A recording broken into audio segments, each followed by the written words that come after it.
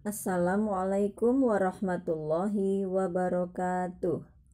Anak-anak, sekarang kita akan belajar pelajaran membatik. Bab 8, motif aplikasi batik. Silakan anak-anak mempersiapkan dan membuka bukunya. Bab 8, motif aplikasi batik. Pada kain batik terdapat motif, corak, atau gambar. Nah, ini ya namanya motif, corak, atau gambar. Corak motifnya ada yang sederhana dan ada yang rumit. Corak motif tersebut dinamakan ragam hias batik. A. Motif batik pada benda pakai. 1. Pengertian ragam hias atau motif hias. Pada kain batik terdapat motif, corak, atau gambar. Corak motifnya ada yang sederhana dan ada yang rumit. Corak motif tersebut dinamakan ragam hias batik. Sekarang anak-anak menggarisbawahi yang ini ya. Ragam hias adalah gambar hiasan corak batik yang berulang-ulang. Sekarang silakan digarisbawahi pengertian ragam hias ini ya. Gambar tersebut diulang-ulang dalam suatu kerajinan atau seni. Motif tersebut digunakan untuk mengisi suatu bidang. Ragam hias inilah yang digambarkan di kain batik. Nomor 2, fungsi ragam hias atau motif hias. Silakan anak-anak menggarisbawahi kalimat ini.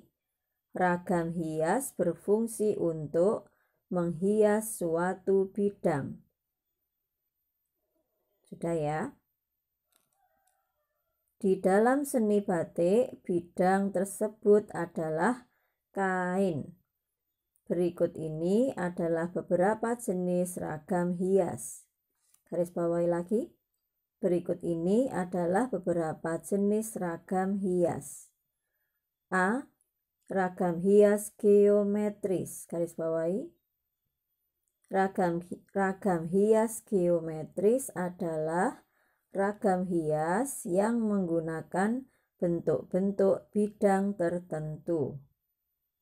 Misalnya lingkaran, setengah lingkaran, segitiga, bujur sangkar, segi 5, dan segi 6.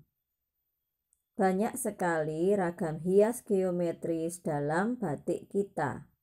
Misalnya pada motif parang, ceplok, kawung, banji, dan nitik. Nah, kalau ragam hiasnya geometris itu bentuknya ini anak-anak. Ada yang bentuknya lingkaran, setengah lingkaran, segitiga, persegi.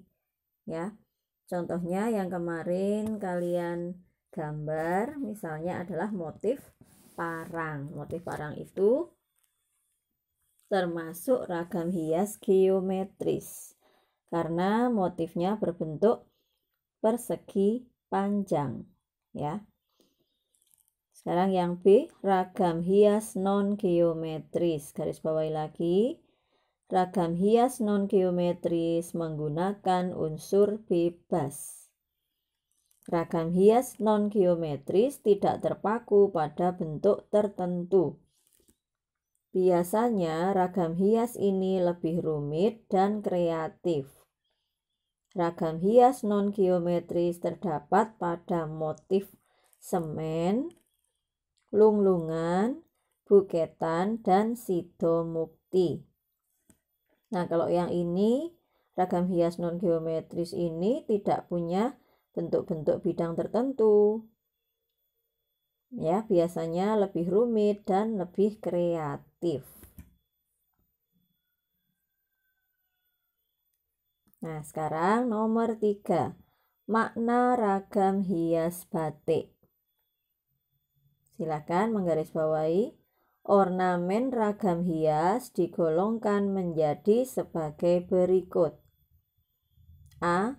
Ornamen motif pokok atau utama. B. Pelengkap isian motif. C. Isen-isen motif. Garis bawahi lagi.